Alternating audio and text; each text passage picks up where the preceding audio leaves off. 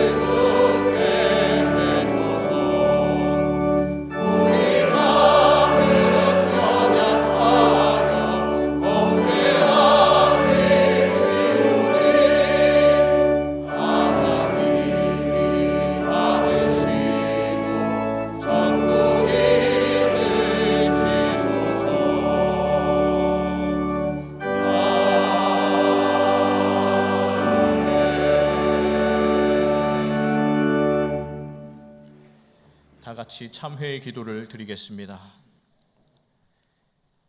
자비로우신 하나님, 부활의 주님을 고백하면서도 저희의 삶은 부활의 기쁨보다는 욕망과 근심과 두려움에 사로잡힌 삶을 살았습니다. 십자가를 바라보면서도 부활을 통해 주신 구원의 은혜는 애써 외면하였습니다. 저희들의 완고함을 용서하여 주시고 이제는 부활의 삶을 살게 하옵소서. 이제는 하나님께 저희 각자의 죄를 참회하며 계속 기도드립니다.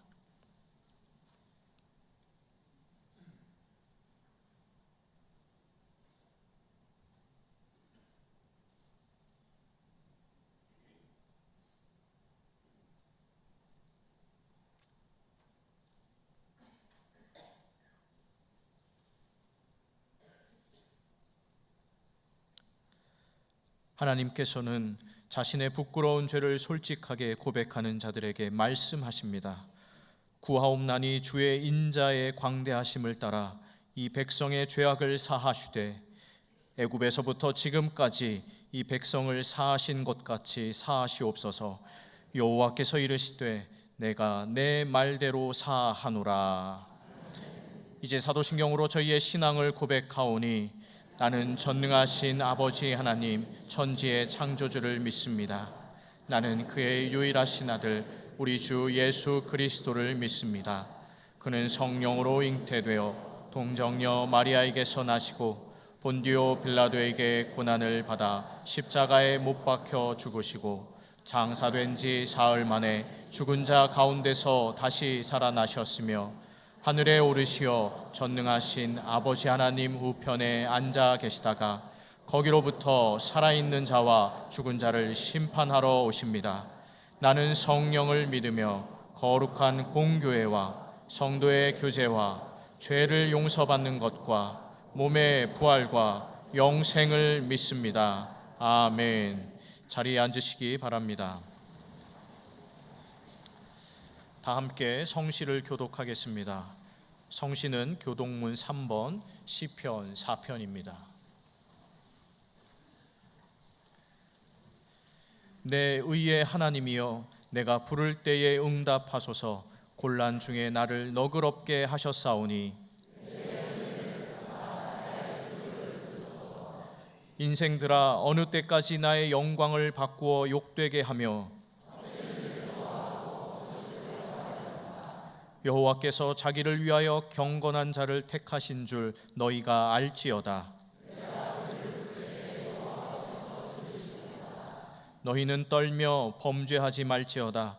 자리에 누워 심중에 말하고 잠잠할지어다. 여러 사람의 말이 우리에게 선을 보일 자 누구뇨 하오니 주께서 내 마음에 두신 기쁨은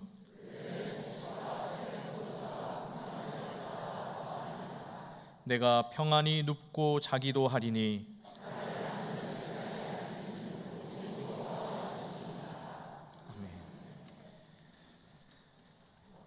살아계셔서 모든 것을 주관하시는 하나님, 만물이 약동하는 4월에 첫 주일을 맞아 성삼위 하나님을 예배하게 하시니 감사를 드립니다. 이 시간 사모하는 마음으로 나아가는 모든 예배하는 심령들 가운데 임재하여 주시고 풍족한 은혜를 내려 주시옵소서. 부활의 능력이 되시는 하나님, 성경에 약속하신 대로 주님께서 십자가에 죽으시고 3일 만에 부활하심을 믿음으로 고백합니다. 우리 주님 십자가에 죽으시고 3일 만에 부활하셔서 죄와 사망과 어둠의 권세를 깨뜨리셨사오니 예수 그리스도를 구주로 고백하는 저희들도 부활의 신앙으로 살아가게 하여 주시옵소서. 때로는 감당하기 힘든 문제들로 인해 십자가 앞에서 눈물 흘릴 때도 있지만 주님께서 골고다의 십자가를 넘어 부활의 승리로 나아가셨사오니 저희들도 부활의 신앙으로 무장하여 넉넉히 감당하고 이기며 승리하는 성도의 삶을 살게 하여 주시옵소서. 나라와 민족의 참된 통치자가 되시는 하나님, 지금 대한민국은 나라의 위정자들을 세우는 22대 총선 중에 있습니다. 지금도 쉬지 않고 일하시는 하나님의 손을 의지하오니 하나님의 마음에 합한 이들이 이 땅의 지도자로 세워지게 하여 주시옵소서. 국민들을 사랑함으로 바르고 정직하게 자신의 역할을 감당하고 작금의 수많은 갈등과 분열의 문제들로 인해 마음 아파하며 겸손하여 국민의 평범한 일상을 소중하게 여기는 이들이 무엇보다 신앙의 자유와 하나님의 창조 질서의 의미와 가치를 아는 이들이 이 나라의 대표로 세워지게 하여 주시옵소서. 교회의 주인 되신 하나님, 저희 영락교회를 통해 이루시고자 하는 하나님의 뜻이 있는 줄 믿습니다. 특별히 교회 창립 80주년을 향해 나아가는 지금 하나님의 뜻을 이룰 수 있도록 온 교회가 한마음으로 연합하고 80주년 기념 사업들을 기도로 준비하게 하여 주시옵소서. 지금까지도 하나님 사랑, 나라 사랑, 이웃 사랑의 영적 책무를 다하게 하신 것처럼 앞으로도 온 교회가 영혼 구원과 복음 전파에 힘쓰며 민족 사랑과 복음 통일을 위해 기도하고 소외된 이웃을 향한 섬김과 봉사를 실천함으로 이 땅 가운데 하나님 나라를 이루게 하여 주시옵소서. 이를 위해 쉬지 않고 중보기도 하시는 이철신 원로 목사님의 신원을 강건하게 하여 주시고 영적인 최전선에서 영락교회와 한국교회를 섬기시는 김은성 위 목사님께 성령의 능력을 갑절로 더하여 주시옵소서. 함께 기도하며 동역하는 모든 당회원들과 직분자들에게도 지혜와 능력을 더하여 주시사 저희 영락 공동체가 이 땅에 주님 다시 오실 길을 예비하는 교회 되게 하여 주시옵소서. 예배의 주인 되신 하나님, 오늘도 저에게 말씀의 은혜를 베푸시려 예비하신 은혜가 있는 줄 믿습니다. 모두가 사모하는 마음으로 말씀을 받아 은혜 충만, 성령 충만하게 하여 주시고 말씀을 통해 길을 찾고 방향을 수정하며 문제를 해결받아 하나님의 살아계심을 경험하게 하여 주시옵소서. 이제 올려드리는 시온 찬양대의 찬양과 모든 예배의 순서가 오직 하나님께만 영광이 되기를 소망하오며 이 모든 것 부활의 생명 되시는 구주 예수 그리스도의 이름으로 기도하옵나이다. 아멘.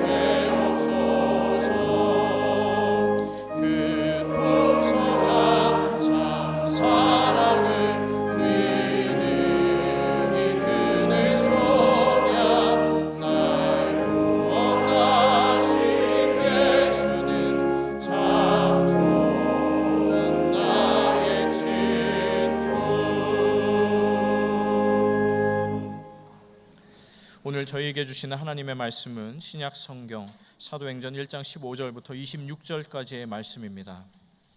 사도행전 1장 15절부터 26절까지의 말씀입니다. 하나님의 말씀을 봉독합니다. 모인 무리의 수가 약 120명이나 되더라. 그때에 베드로가 그 형제들 가운데 일어서서 이르되, 형제들아, 성령이 다윗의 입을 통하여 예수 잡는 자들의 길잡이가 된 유다를 가리켜 미리 말씀하신 성경이 응하였으니 마땅하도다. 이 사람은 본래 우리 수 가운데 참여하여 이 직무의 한 부분을 맡았던 자라. 이 사람이 불의의 삭스로 밭을 사고 후에 몸이 곤두박질하여 배가 터져 창자가 다 흘러나온지라. 이 일이 예루살렘에 사는 모든 사람에게 알려져 그들의 말로는 그 밭을 아겔다마라 하니 이는 피밭이라는 뜻이라. 시편에 기록하였을 때 그의 거처를 황폐하게 하시며 거기 거하는 자가 없게 하소서 하였고, 또 일렀으되 그의 직분을 타인이 취하게 하소서 하였도다. 이러함으로 요한의 세례로부터 우리 가운데서 올려져 가신 날까지 주 예수께서 우리 가운데 출입하실 때에 항상 우리와 함께 다니던 사람 중에 하나를 세워 우리와 더불어 예수께서 부활하심을 증언할 사람이 되게 하여야 하리라 하거늘 그들이 두 사람을 내세우니 하나는 바사바라고도 하고 별명은 유스도라고 하는 요셉이요 하나는 마띠아라. 그들이 기도하여 이르되 무사람의 마음을 아시는 주여 이 두 사람 중에 누가 주님께 택하신 바 되어 봉사와 및 사도의 직무를 대신할 자인지를 보이시옵소서. 유다는 이 직무를 버리고 제 곳으로 갔나이다 하고 제비 뽑아 마띠아를 얻으니 그가 11 사도의 수에 들어가니라. 하나님께서 이 말씀을 통하여 저에게 은혜 주시기를 원합니다.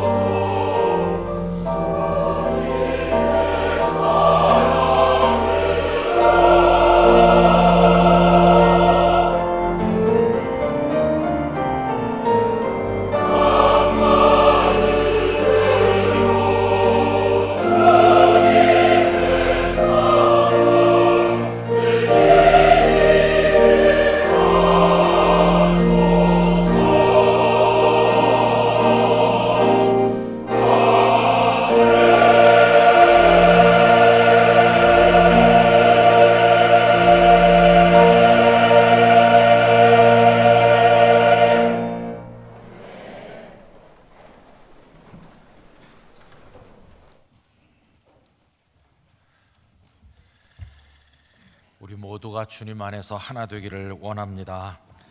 동일한 소망을 가지고 기쁨으로 신앙생활 하게 되기를 원합니다. 오늘도 우리 영락교회 3부 예배 참여하신 성도님들, 또 우리 교회를 방문해서 오신 분들, 또 본당에 들어오지 못하시고 여러 곳에 나뉘어서 예배하시는 분들, 영상으로 불편한 가운데 예배하는 모든 분들에게 하나님의 은혜가 함께 하시기를 바랍니다. 주보 사이를 나눠드렸는데요. 우리 교회 상담부가 어떤 사역을 통해서 개인과 가정을 돕고 있는지를 아실 수 있습니다. 여러분들이 많은 도움을 얻으시고 신앙에 큰 힘이 되시기를 바랍니다. 오늘 우리는 사도행전 1장에 있는 말씀을 읽었는데 모두 12절의 말씀을 읽었습니다. 결코 그 길이에 있어서 짧지 않은 말씀이라고 생각이 됩니다. 그런데 평소에 사도행전 1장을 읽을 때마다 이 말씀에 대해서 약간 애매하다는 생각을 할 때가 있었습니다. 어떤 점에서 그러한가 하면, 첫째는 이 말씀이 기록된 위치가 조금은 어색하다는 생각을 할 때가 있었습니다. 오늘 본문이 15절부터인데 그 바로 앞에 14절의 내용은 예수님께서 승천하신 이후에 제자들이 다락방에 모여서 하나님 아버지께서 약속하신 성령님께서 강림하시기를 기다리면서 기도하고 있다고 하는 내용을 담아주고 있습니다. 14절 말씀에 보시면 여자들과 예수의 어머니 마리아와 예수의 아우들과 더불어 마음을 같이하여 오로지 기도에 힘쓰니라 라고 되어 있습니다. 이렇게 열심히 성령님의 임재를 기다리면서 기도했으니까 이제 그 다음에 나와서 자연스러운 내용은 뭘까요? 그들이 그렇게 기도했더니 성령님이 임하셨다 하는 내용이 곧바로 나오는 게 자연스럽죠. 그런데 그 내용이 나오는 것은 2장 1절 이하입니다. 오순절날이 이미 이르매 그들이 다 같이 한 곳에 모였더니 호련히 하늘로부터 급하고 강한 바람 같은 소리가 있어 그들이 앉은 온 집에 가득하며 마치 불의 혀처럼 갈라지는 것들이 그들에게 보여 각 사람 위에 하나씩 임하여 있더니 그들이 다 성령의 충만함을 받고 성령이 말하게 하심을 따라 다른 언어들로 말하기를 시작하니라. 이렇게 이어집니다. 그러니까 문맥이 자유로우려면 1장 14절 그들이 모여서 열심히 기도했다 하는 내용 바로 다음에 오순절이 되었을 때 성령께서 임하셨다는 게 따라 나오면 아주 자연스럽습니다. 그런데 참 이상하게 오늘 읽은 우리의 본문은 다락방에 모여서 열심히 기도한다는 내용 그 뒤에 나오고 있습니다. 그러면서 성령님이 강림하신다는 2장 1절 앞에 오늘 본문이 중간에 끼어 있는 것처럼 등장하고 있다는 겁니다. 그래서 그 위치가 좀 어색하다 하는 생각을 할 때가 있었습니다. 그 다음에 두 번째로 오늘 본문이 약간 애매하다고 느껴지는 것은 그 내용이 뭐 그다지 그렇게 중요한 것 같지 않은데 없어도 될 것 같은 생각이 들 정도로 이 말씀의 무게가 그렇게 느껴지지 않았다는 것입니다. 오늘 본문의 내용은 가룟 유다가 예수님을 배반하고 죽었기 때문에 그의 빈자리를 마띠아라는 사람으로 대신 채워 넣었다 하는 내용이죠. 그런데 여러분, 이 마띠아가 나중에 사도 바울 이상으로 복음의 능력을 나타낸 위대한 전도자가 되었다면 마띠아가 등장한 내용을 여기다 알려주는 게 적절하겠지만, 우리가 아는 것처럼 마띠아라는 인물은 오늘 본문에 등장한 이후에는 어디에도 단 한 번도 나오지 않습니다. 마띠아가 가룟 유다의 자리를 채운 이후에 어떤 전도 사역, 섬김의 사역을 했는지 한마디 언급도 없습니다. 아니, 그럴 걸 뭐하러 여기다가 마띠아가 채워졌다는 걸 굳이 기록할 필요가 있나, 이런 생각을 해보기도 하는 것이죠. 자, 그런데 여러분, 우리들은 알고 있는 전제가 있습니다. 이 성경에 기록된 모든 말씀이 하나님의 영감으로 된 하나님의 말씀이라는 사실을 우리는 믿고 있습니다. 또 그 말씀의 내용만 그런 것이 아니라 이 말씀이 기록된 그 내용의 순서 자체가 하나님의 뜻 가운데 되었다는 사실을 우리는 알고 있습니다. 그래서 우리가 이해하기 어려운 이 12절의 말씀이 왜 1장 14절과 2장 1절 사이에 끼어 있는지, 그리고 별로 중요해 보이지 않는 내용을 하나님께서는 왜 여기 기록하셔서 우리로 하여금 읽도록 만드시는지, 이제 그 이유를 오늘 이 시간에 찾아보고자 하는 것입니다. 여러분, 오늘 본문을 읽으시면서 성도들은 어떤 교훈을 얻는 게 좋을까요? 어떤 분들은 가룟 유다를 생각할 것입니다. 오늘 말씀 15절부터 쭉 내려가 보면 베드로가 이렇게 말하죠.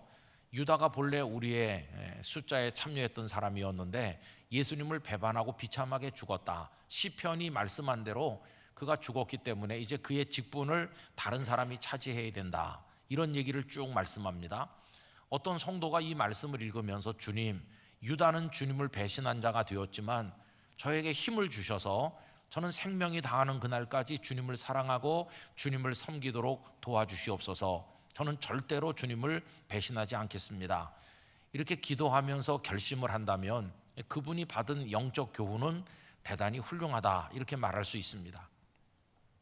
그런데 또 어떤 분들은 오늘 본문을 읽으면서 어디다가 초점을 두느냐 하면 마띠아라는 사람이 유다 자리를 채우게 된 그 과정에 대해서 관심을 가지는 분들이 있습니다.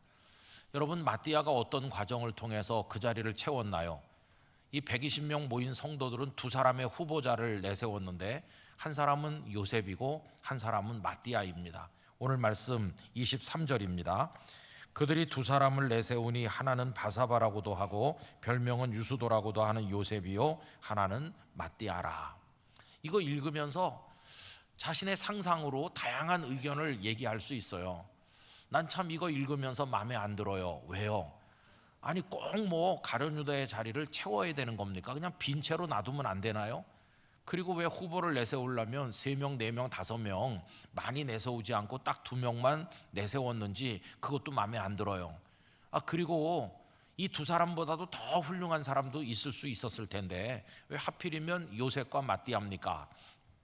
이런 식으로 시비 걸듯이 이 말씀을 읽는 사람도 있을 거예요. 결과가 어떻게 됐나요? 제비뽑기를 해서 마띠아가 됐죠. 26절입니다. 제비 뽑아 마띠아를 얻으니 그가 11사도의 수에 들어가니라, 이렇게 돼 있는데 이거 읽고도 또 이제 여러 가지 얘기를 할 수 있어요. 아니 왜 투표 방법을 제비뽑기로 했냐? 투표지 한 사람씩 다 돌려줘 가지고 각자 써서 내게 하지 않았느냐?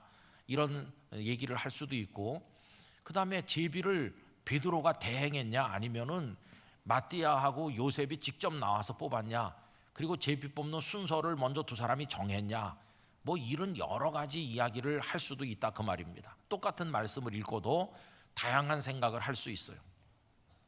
어쨌든 오늘 본문은 유다는 죽었고 그 빈자리를 마띠아로 채웠다 하는 걸 보여주는 거죠.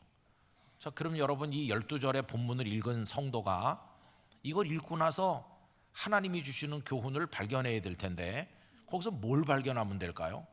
하나님께서 이 말씀을 우리에게 주신 목적이 유다처럼 배신하지 말아야지라는 생각을 하는 게 전부일까요? 물론 그런 생각을 하게 하시는 것도 있겠죠. 또 마띠아가 뽑히는 과정의 투표 방식이라든지 후보의 숫자라든지 뭐 이런 거에 대해서 생각을 해봐라, 이렇게 하시려고 이걸 우리한테 주신 말씀일까요? 그건 아닐 것이라는 것이에요. 하나님께서 약간 어색함을 무릅쓰고 1장 14절과 2장 1절 사이에 이 12절을 가운데 끼워 넣어 주신 것은 그보다 훨씬 깊은 하나님의 뜻이 있다는 거예요. 그걸 우리가 찾아내야 되는데 도대체 왜 여기 이런 말씀을 주신 것일까? 우리로 하여금 무엇을 깨닫도록 하시는 것일까? 생각을 해봐야 되는데 그걸 보여주는 핵심 열쇠가 되는 말씀이 오늘 본문 22절이라고 할 수 있습니다. 여러분 22절은 다 같이 소리를 내서 읽어보도록 하겠습니다. 항상 우리와 함께 다니던 사람 중에 하나를 세워 우리와 더불어 예수께서 부활하심을 증언할 사람이 되게 하여야 하리라 하거늘. 아멘. 거기 잘 읽어보시면 왜 이 120명의 성도들이 마띠아 다른 사람 하나를 세웠을까? 그 목적을 분명히 말했는데 우리와 함께 예수께서 부활하셨다는 것을 증언할 사람이 되게 하여야 하리라, 이 목적 때문에 이렇게 했다고 말씀하는 거예요. 여러분, 예수님의 부활을 증언할 사람이 필요하다, 이런 생각을 그분들이 하셨다는 것은 오늘 우리에게 굉장히 중요한 것을 알려주고 있어요. 오늘 본문이 왜 중요한지를 알려주는 거죠. 첫째로 이것이 보여주는 것은 여기 모여있는 120명 성도들은 예수님의 부활에 대한 흥분이 가득하고 예수님께서 부활하셨습니다, 이 기쁨이 충만했다는 걸 보여주고 있어요. 여러분, 이때가 언제입니까? 예수님께서 부활하셨고 그리고 벌써 40일 동안 그들과 함께 계시다가 하늘로 승천하신 그 다음이에요. 예수님의 부활이 어저께 있었던 일이 아니에요. 예수님의 부활이 벌써 40 며칠 전에 있었던 일이에요. 그러면 우리가 세상을 살면서 어떤 굉장한 기쁜 일이 생길 때 그게 언제가 제일 기쁩니까? 그 일이 일어난 그날이 제일 기쁘고 그 다음 날도 그 기쁨이 이어지고, 그런데 일주일, 2주일 지나면 그 기쁨이 무뎌지잖아요. 예수님이 부활하셨다는 게 처음에는 막 황홀한 기쁨이고 믿을 수 없을 정도의 기쁨이었죠. 그런데 예수님이 부활하시고 1주간, 2주간, 3주간, 1달 이렇게 지나니까 그게 마치 생생하게 느껴지질 않고 덤덤하게 무뎌질 위험성이 있었다는 겁니다. 그러다가 예수님은 승천해버리셨어요.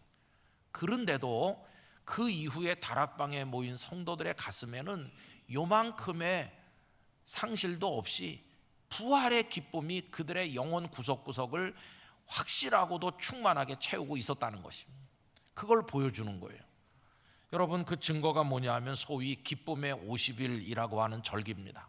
우리 교회 역사를 보면은 우리들은 예수님께서 이 땅에 탄생하신 것을 생각하면서 대림절을 지키고 십자가에서 고난받으신 걸 생각하면서 사순절을 지키지 않습니까? 그런데 대림절과 사순절보다 우리 교회가 더 먼저 지켰던, 가장 빨리 지켰던 절기가 이 기쁨의 50일이에요. 이게 어떻게 50일이냐 하면 예수님 부활하신 날부터 성령께서 강림하신 날까지 오순 50일이죠. 이 기쁨의 50일 동안에는 성도들이 기뻐 뛰면서 만날 때마다 예수님 부활하셨습니다, 그러면 진정으로 그러합니다, 이렇게 화답하면서 그 기쁨을 만끽했던 것이, 저는 오늘 산부 예배에 참여한 우리 모든 성도들에게 이 부활의 기쁨이 충만하시기를 바랍니다.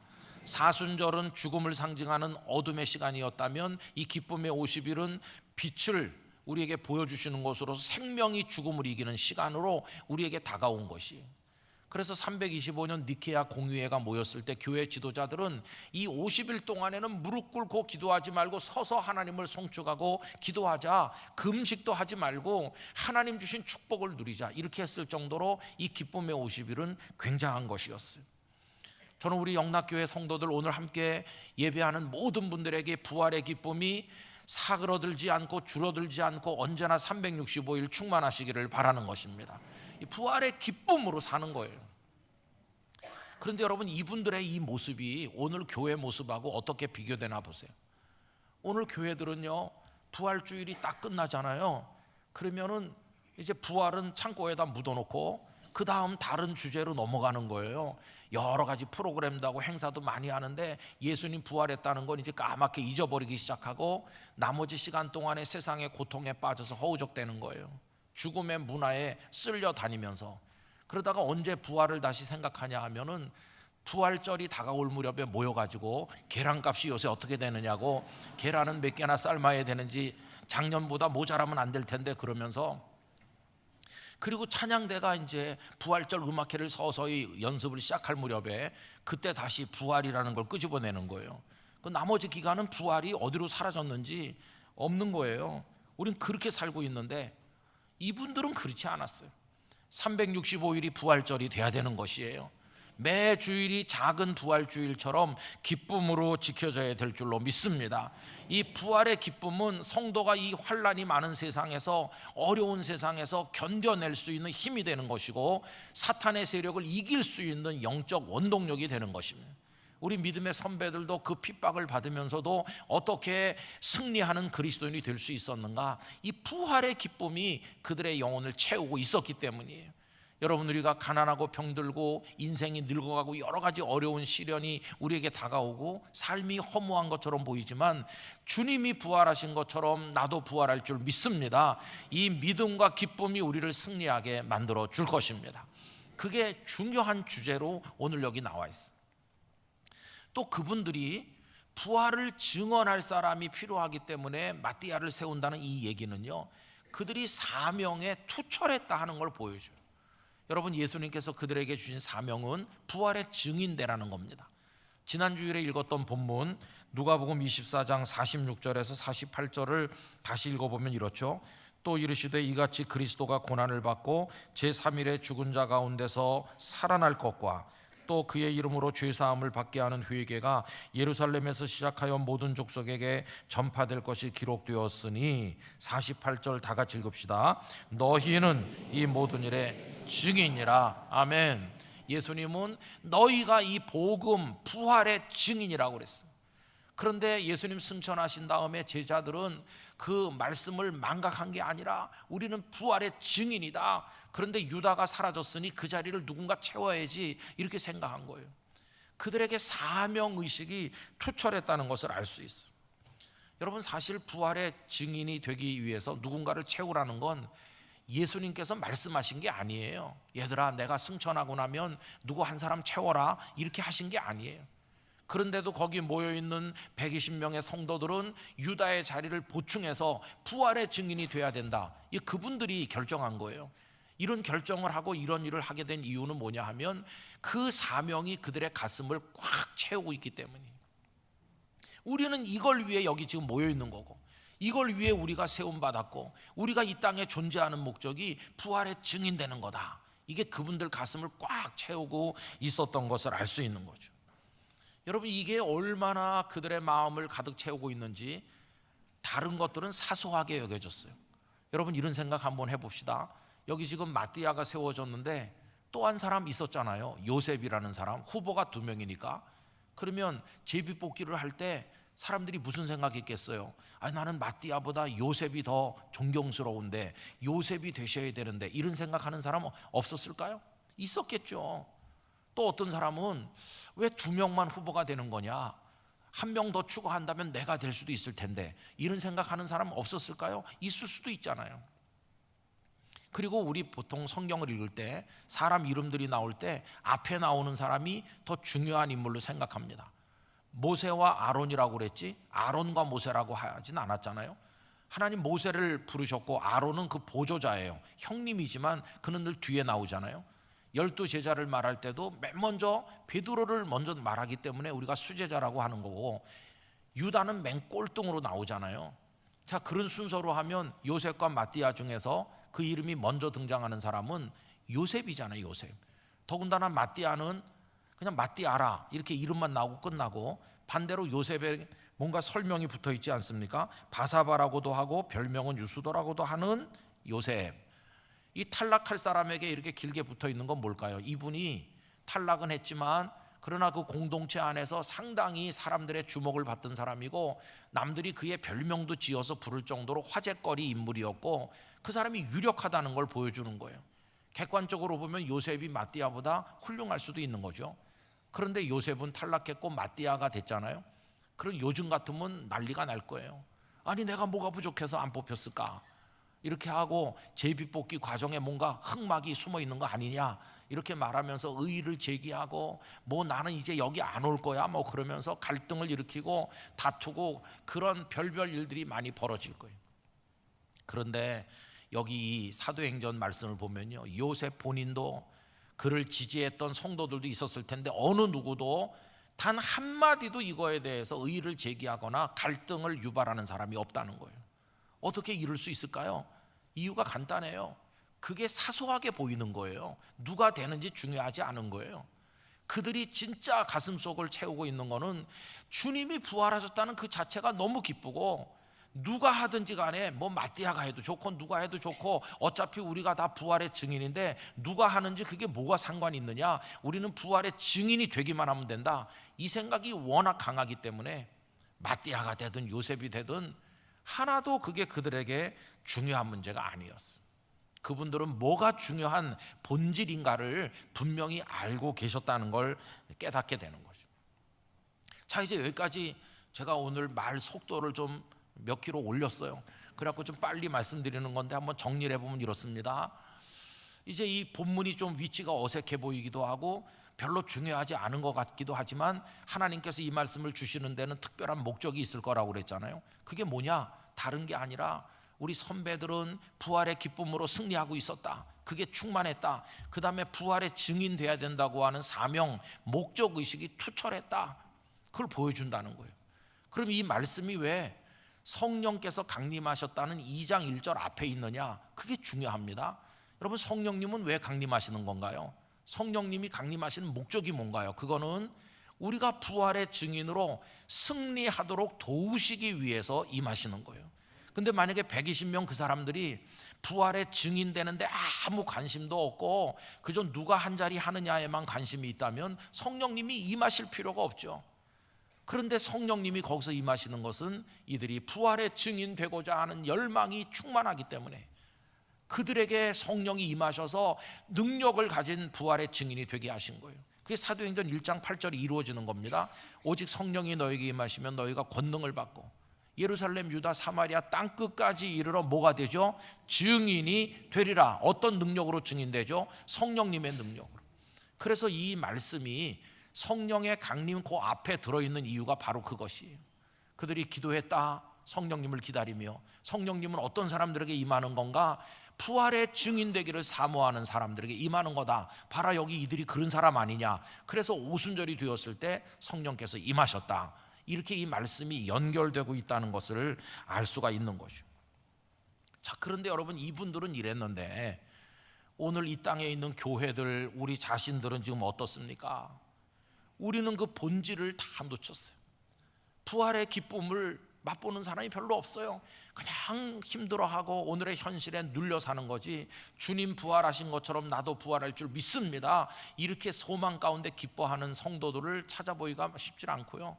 그 다음에 내가 부활의 증인이라고 하는 존재 목적을 붙들고 있는 사람이 쉽지 않아요.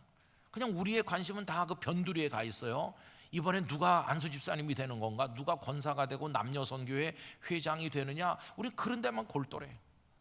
어느 교회에서 목사님을 모신다고 하는데 마지막에 훌륭한 분 두 분이 있어서 이 두 분이 교회 와서 성도들을 만나고 설교도 하고 이렇게 했다고 합시다. 그러면 이제 성도들은 홍길동 목사님이 와야 되는데 나는 김길동 목사님이 좋더라, 이러면서 다 이렇게 하다가 본인이 원하는 목사님이 안 오시게 되면 화가 나가지고 나는 이 교회 안 나와 뭐 이러면서 막 나가고, 요새 교회들이 뭐가 중요한지를 몰라. 그러면서 다투고 갈등하고 아무것도 중요하지 않은데 마음을 쏟고 있는 거예요. 한마디로 말하면 잡동사니 같은데 시간과 에너지를 쏟고 있어요. 여러분, 김영석 교수님이 100세가 넘으셨잖아요. 그분이 쓰신 100세 철학자의 인생 희망 이야기, 이런 책을 제가 최근에 읽었는데 이런 내용이 있더라고요. 이분이 평양 근교 한 20여리 떨어진 동네에 사는데 너무 가난할 때죠. 100년 전이니까 먹을 것도 없는데 장난감이 어디 있겠어요. 그래서 아이들이 먹으면 장난감 같은 게 없잖아요. 그런데 이 마을 아이들이 신바람이 나는 때가 있었는데, 그것은 봄이 돌아오면 동네 어른들이 달구지를 가지고 평양 시내에 가서 일본 사람들이 버린 쓰레기를 통으로 가져온다는 거예요. 일본 사람들이 그때 잘 살았으니까 한국 사람 쓰레기는 뒤져봤자 나오는 게 없고 일본 사람 쓰레기는 그래도 쓸만한 게 좀 있었나 봐요. 그럼 온 동네 애들이 가서 일본 사람 쓰레기를 뒤지기 시작했다는 거예요. 참 불쌍한 얘기죠. 근데 그걸 뒤지다 보면은 장난감으로 가지고 놀 만한 그런 물건들이 거기서 나왔다는 거예요. 그럼 막 경쟁하듯이 그걸 갖다가 차지해가지고 물에 씻어서 그걸 가지고 놀다가 그래가지고는 보자기에 싸서 머리맡에 놓고 자기도 해요. 너무 소중해서. 근데 그게 뭡니까? 쓰레기잖아요, 쓰레기. 이분이 탄식하는 얘기가 뭐냐 하면은, 왜 그때 나는 쓰레기 더미를 뒤져서 쓰레기를 머리맡에 놓고 잘 만큼 쓰레기에 그렇게 관심을 가졌을까? 그게 나중에 나이가 들고 보니까 쓰레기죠, 뭐 쓰레기. 그게 뭐 아깝겠어요? 아쉽겠어요? 그립겠어요? 아무 관심도 없죠. 나이 들고 보니까 참 그때 우리 바보였어, 그러죠. 그 얘기를 그분이 하시면서, 그런데 유감스럽게도 당신이 볼 때 오늘날 이 땅의 젊은이들이 당신이 했던 그런 실수를 반복하는 것처럼 보인다. 젊은이들이 뭔가 추구하고 가지고 싶어하고 하고 싶어하는 것들 따라다니는데 열심히 하는 것 같은데 나중에 그분들의 인생에 뭐 도움이 될 만한 생산적이고 창조적인 그런 건가, 아니면 쓰레기인가 보면은 아무 가치도 없는 것에 묶여 다닌다는 거예요. 그래서 그 노 교수는 이렇게 질문하는 거예요. 우리는 왜 하찮은 것, 없어도 될 것, 하지 않아도 될 것에 마음을 두는가? 그리고 왜 나중에는 그것들로부터 마음이 떠나는가? 아, 쓰레기였네, 이러고 떠나잖아요. 왜 그런가? 이분의 답은 이거예요. 그런 것에 눈이 멀어 따라다닐 때 문제가 없어서 그렇다고. 다시 말하면 문제의식이 없는 거예요. 여러분, 그때 내 인생의 중요한 문제가 뭐냐, 내가 반드시 해결해야 될 나의 미래는 뭐냐, 이런 거를 생각했더라면 그런 거나 모아들이지 않았고, 자신의 인생의 중요한 문제를 해결하기 위해서 노심초사하고 모으면 그런 것들을 모아가지고 그게 축적이 되면 선하고 좋은 지식이 돼서 나중에 인생을 살아가는데 보탬이 됐을 텐데, 문제의식이 없이 따라다니다 보니까 쓰레기나 모아드리는 것과 다를 바가 없는 그런 어리석은 인생을 살았노라고 이야기를 하는 것이. 여러분, 저는 그 글을 읽으면서 그분의 옛날 얘기 한 토막이지만 많은 생각을 했어요. 오늘 우리들 모아드리는 게 붙들고 놓지 못하는 게 그런 잡동산이 아닌가. 그분이 말씀하는 그 문제를 오늘 본문에 의지해서 우리 용어로 바꾼다면, 우리가 하나님의 자녀로, 성도로, 구원받은 그리스도인으로 여기 왜 존재하는지, 영락교회가 왜 여기 있는지 존재 목적, 목적의식이라고 바꿔서 생각할 수 있다는 것이죠. 여러분, 이 초대교회 우리 믿음의 선배들은 부활의 기쁨, 그 에너지를 가지고 살아갔을 뿐만 아니라 그들이 왜 거기 모여 있는지에 대한, 내가 무엇을 해야 되는지에 대한 그게 투철했던 분들이라는 걸 알 수 있어요. 우리는 부활의 증인되기 위해서 모인 거다. 그러니까 마띠아가 되든 요셉이 되든 부활의 증인될 사람을 채우고 우리도 다 같이 부활의 증인되자.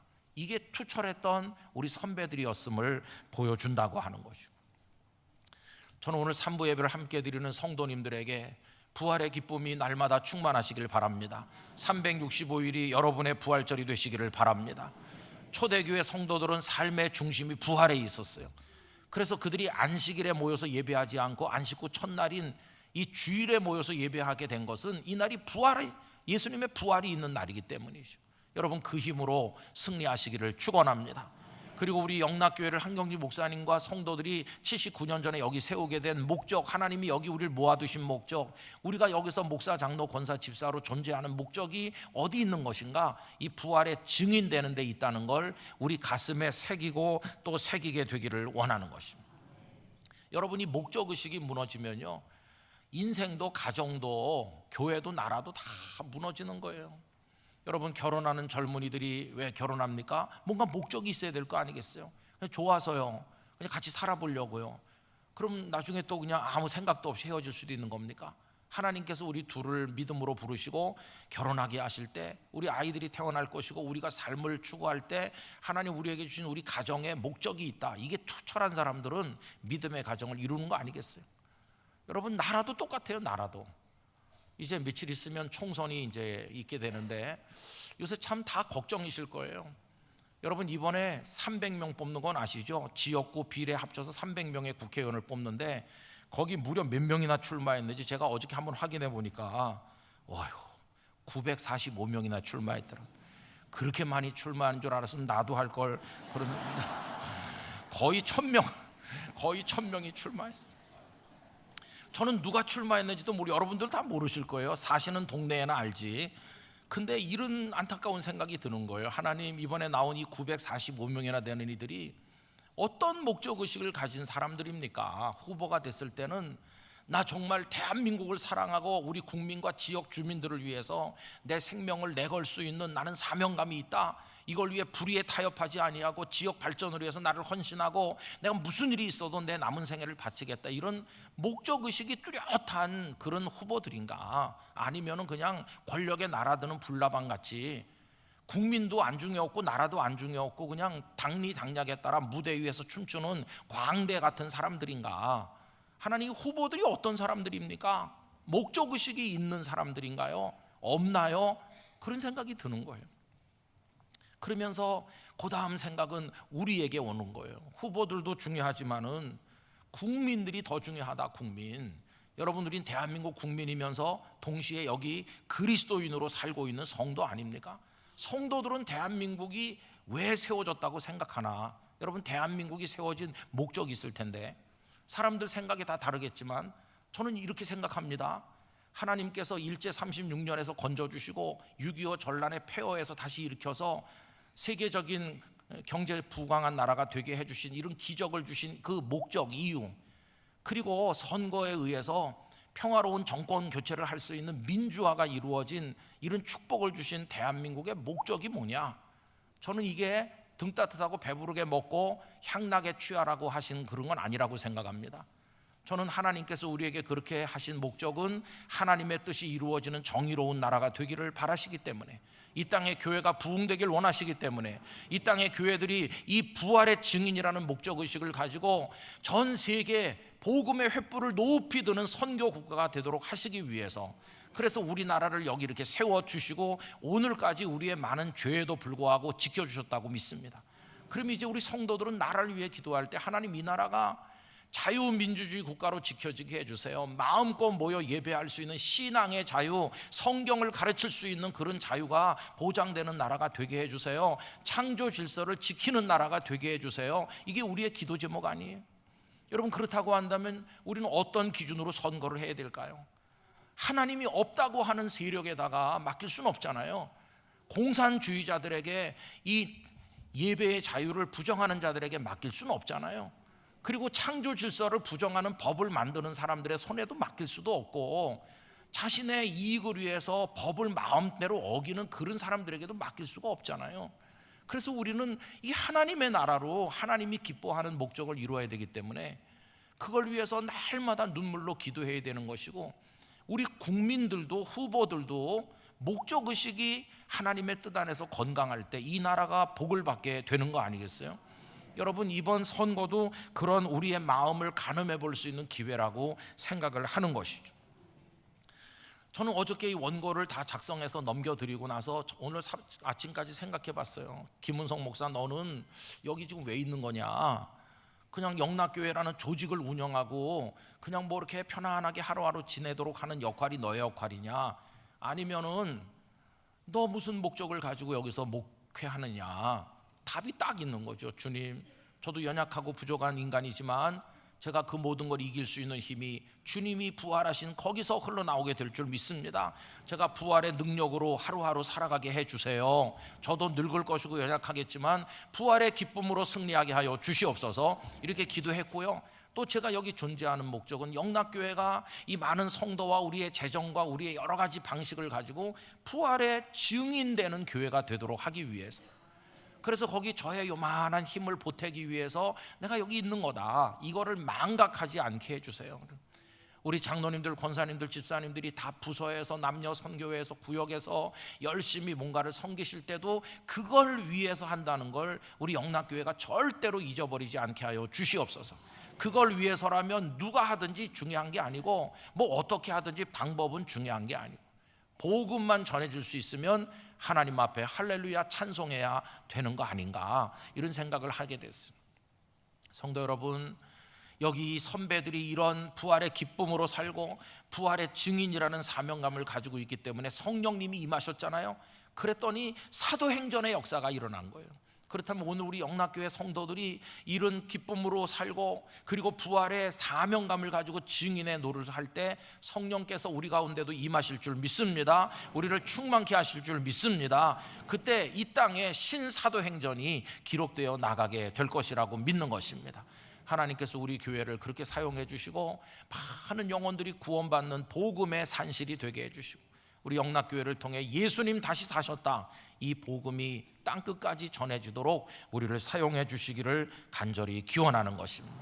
여러분, 이 주제를 붙들고 기도하면서 우리 개인도, 우리 가정도, 우리 사업처도, 우리 교회도, 이 나라도 하나님의 뜻을 이루게 되기를 간절히 축원합니다.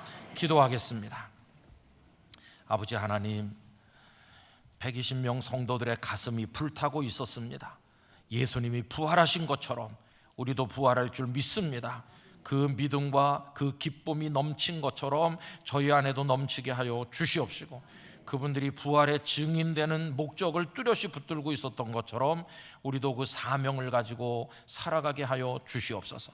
우리 개인도, 가정도, 영락교회도, 이 땅의 교회들도, 이 땅의 모든 선교단체들, 우리 대한민국도 그 차원에서 하나님의 은혜를 입게 하여 주시옵소서.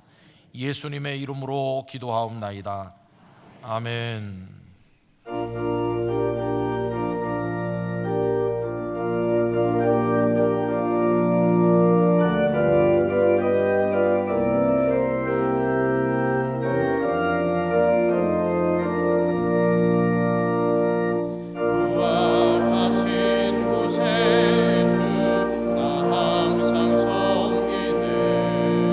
온 세상 조롱에도 주정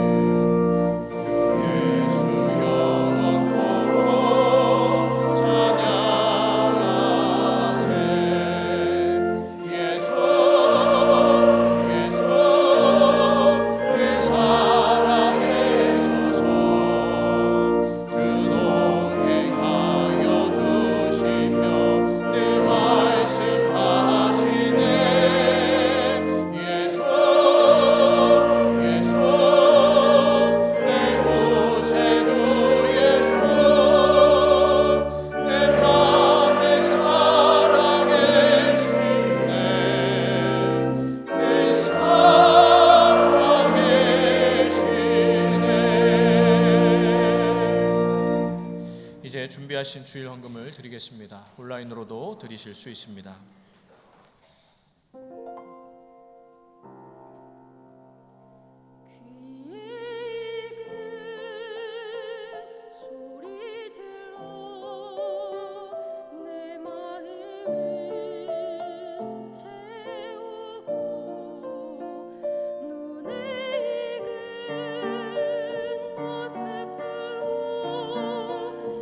생각을 채우니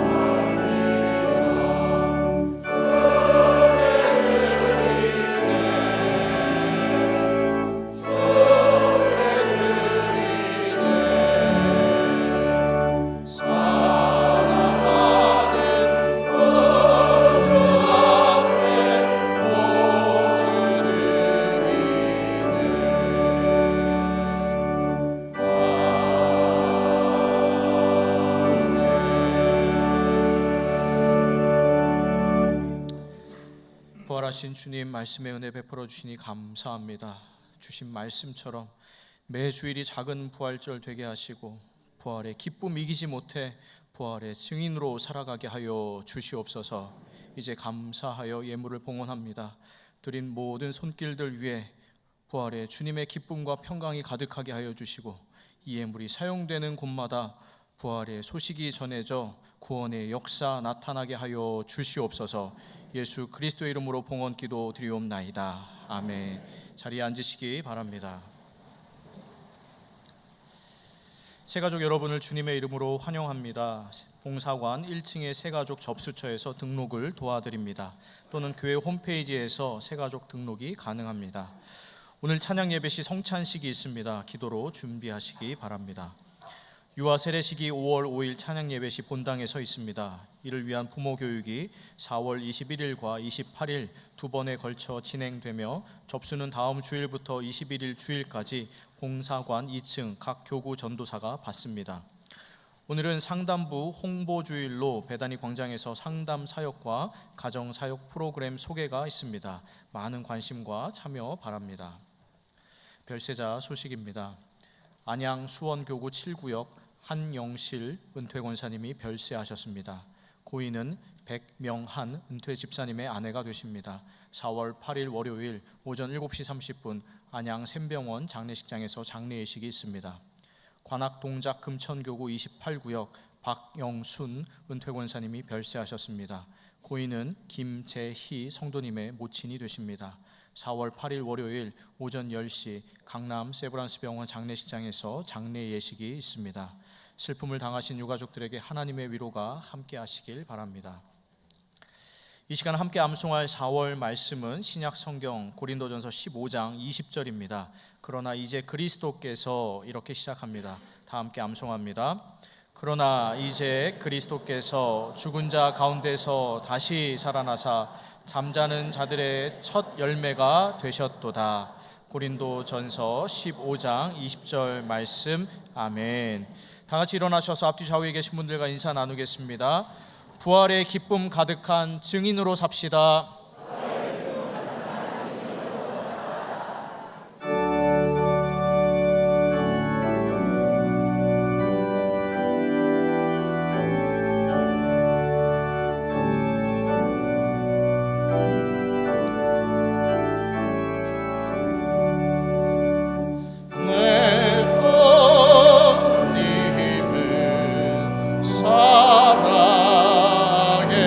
살아계셔